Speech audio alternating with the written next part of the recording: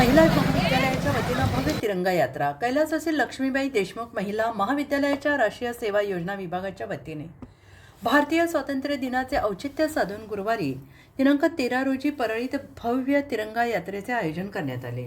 प्राचार्य डॉक्टर विद्या देशपांडे यांच्या मार्गदर्शनाखाली निघालेल्या या यात्रेत विद्यार्थिनींनी हातात तिरंगा घेत भारत माता की जयच्या घोषणा दिल्या।